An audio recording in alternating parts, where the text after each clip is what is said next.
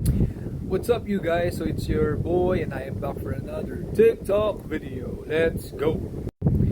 So, I came across this video, no? Yung guess the bill. So, boss, parang, paano ko ba sasabihin? It made me feel a little bit of concern. Kasi, guys, if you are working, you own your own money, and you are responsible on how you spend it. Regardless kung estudyante ka pa, your allowance is coming from your parents, as long as you're using your money for a good reason, kahit trip-trip nyo lang yan, it is your sole responsibility on how you use it, where to use it, and what it is for.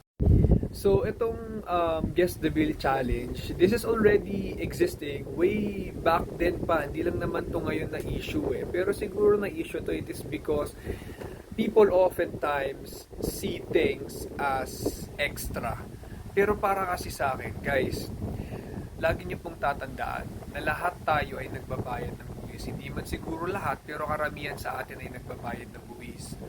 Guys, kung mataas ang expectation ninyo sa mga taong okay ang pamumuhay, kung malakas ang loob ninyo mag-comment na imbes na ibayad doon or ganun kalaki yung bill nila, itulong na lang sa iba, guys, dapat mas triple, mas doble, mas mataas ang expectation nyo sa public officials and sa government natin, because again, most of the people working in a corporate setup or even earning a Philippine peso pays tax. So yung mga ganung comment po, the reason why I felt concerned, it is because, guys, hindi po dapat tayo nagko-comment ng ganyan sa mga content ng mga, kahit na sabihin mong public figure or social media influencers or content creator, hindi po dapat tayo nagko-comment ng ganyan. It is because it's their money and it's their sole discretion on how, when, and where to use it. So para sa akin, kung kayo po ay malakas ang loob na mag-comment ng ganyan, i-comment nyo po yan sa mga government officials ninyo if you really wanted some help.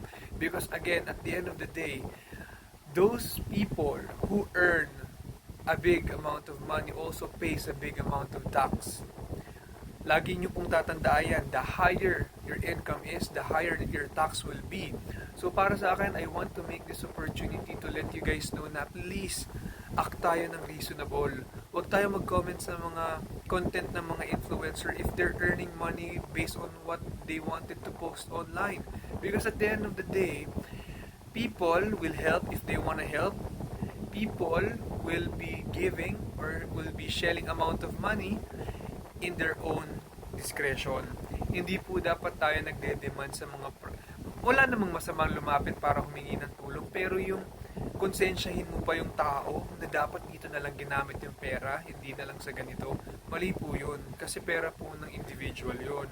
So para sa akin, again, the bottom line of this video is that if mataas ang expectation mo sa mga private individual who you felt like earning much, dapat po mas mataas ang expectation natin sa ating government, because at the end of the day, those people who's earning a lot of money also pays a lot of tax.